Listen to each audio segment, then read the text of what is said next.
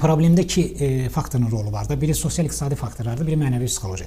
Bax, indi bəzi ölkələrdə sosial-iqtisadi faktorlarla hökumət müəyyən tədbirlər həyata keçirir, ailələrin qorunması, davamlılığı, boşanmaların azalması üçün sosial yardımlardan tutmuş müəyyən stimullaşdırıcı addımlar. Bu məsələnin bir tərəfidir. Mənəvi-psixoloji tərəfdə dediyiniz kimi həm bu təbliğatın qarşısının alınmasıdır. Əks təbliğat əslində aparmaq lazımdır. Həm də gənclərimizə ailədə və məktəbdə bu tərbiyənin verilməsidir. Çox təəssüf ki, son vaxtlar məktəblərdə deməli bu müəllimlərin məktəbin əlindən bir növ tərbiyə funksiyası alınıb ki, ancaq təhsil verilsin. Əvvəllər isə müəllim həm də uşağın tərbiyəsi ilə maraqlanırdı, baxırdı valideyn əlaqəsi. Bu artıq o sıradan çıxır. Ailədə də dediyiniz kimi bəzən vaxtı olmur valideynlərin işlə bağlı, uşağı məşğul olmağa, vaxt ayırmağa. Bəzən də öz əyləncəsindən kəsməmək üçün tutaq ki, uşağı küçəyə buraxır, əlinə telefon verir, tam nəzarətsiz şəkildə buraxır belə bir mühitə.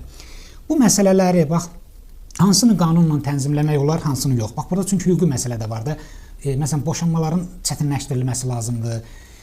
Tutaq ki, əsassız boşanmalarda hər iki tərəfin qınanması, tutaq ki, hətta bəzi təkliflər var ki, tam əsassız boşanma zamanı ciddi səbəb olmadan aliment verilir, heç bir tərəfə verilməsin. Siz təsəvvür edin, dövlətin burada sosial yükü də artır. Kütləvi boşanma baş verəndə aliment almaq üçün dövlət hər kəsi məcbur elə bilmir. Tutaq ki, işsizlər var da, onda dövlət ödəməli olur. İndi aliment fondu yaradılır, ora nə qədər yığılacaq bilinmir. Axı işləməyənlərin əvəzinə dövlət verməyə məcbur olacaq. Deməli, dövlət burada boşanmaları hüquqi cəhətdən çətinləşdirməlidir. Mən elə hesab edirəm ki, Avropa Şurasının, beynəlxalq təşkilatların müəyyən tövsiyələrindən biz biraz qanunvericiliyimizdə, hüquqda bir balaca bunu asanlaşdırmışıq. Düzdür, son vaxtlar mediasiyada falan da bir qədər çalışırlar ki, yəni tez boşamamaq, bu araşdırmaq, əsaslandırmaq lazımdır ki, ailələrin dağılması baş verməsin. Yəni dövlət nələr edə bilər? Bura nə daxildir? Sosial-iqtisadi dəstəklər və hüquqi tərəfdən.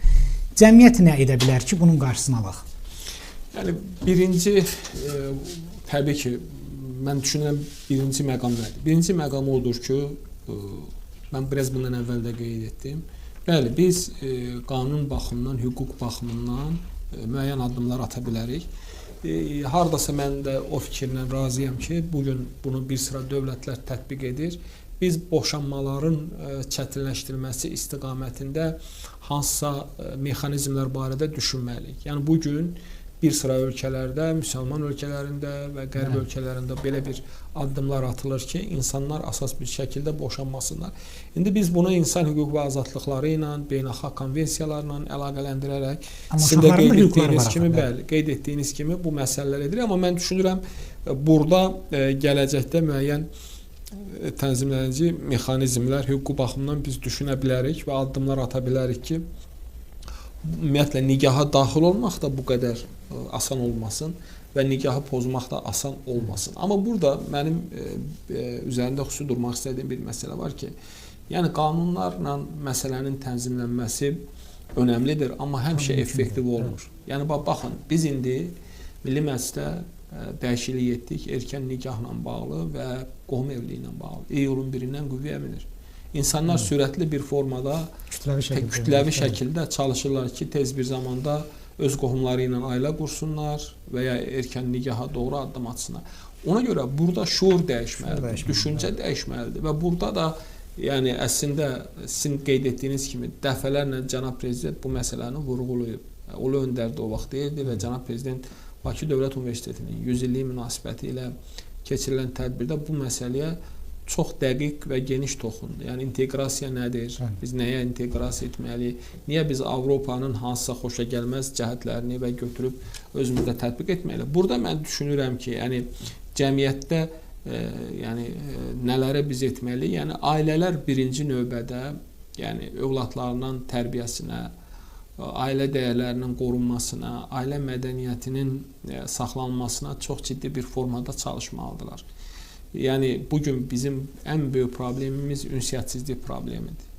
Hamı evdə, telefonda, kompüterdə, televizorda və ya valideynlər evlərə gec gəlirlər, gələndə də sosial mediada. Demək olar ki, övladlarımızı bugün biz tərbiyə etmirik. Bugün övladlarımızı sosial media, küçə tərbiyə edir. Ona görə övladlarımıza biz çox ciddi bir vaxt ayırmalıyıq. Yəni onlarla davamlı olaraq əlaqədə, ünsiyyətdə kontakt olmayalıyıq, onlara bu dəyərləri aşılamalıyıq. Çünki bu dəyərləri aşılaya biləcək institut 1-2 dənədir. Və burada siz qeyd etdiniz, bəzən cəmiyyətdə də müzakirə olunur. Mən də bu fikirlə qəti şəkildə razı deyiləm ki, məktəbin işi yalnız təhsil verməkdir. Xeyr, məktəbin işi tərbiyə verməkdir həm də. Baxın, burada məsələ nədir? Bu gün ailə tərbiyəni verə bilməyəndə yük düşür məktəbin üzərinə və məktəb bu funksiyanı yerinə yetirməlidir. Məktəb də bu funksiyanı yerinə yetirməyəndə, gələcəkdə cinayətkar şəxs böyüyəndə, fərd böyüyəndə bu ən birinci təhlükəni dövlət üçün yaradacaq və bundan dövlət əziyyət çəkəcək və məktəb də dövlətin olduğuna görə dövlət özü bu məsələdə fəal olmalıdır və bu məsələdə qeyd etdiyimiz formada fəaliyyətini tənzimləməlidir. Yəni əks halda bizim üçün çox çətin olacaq. Ona görə də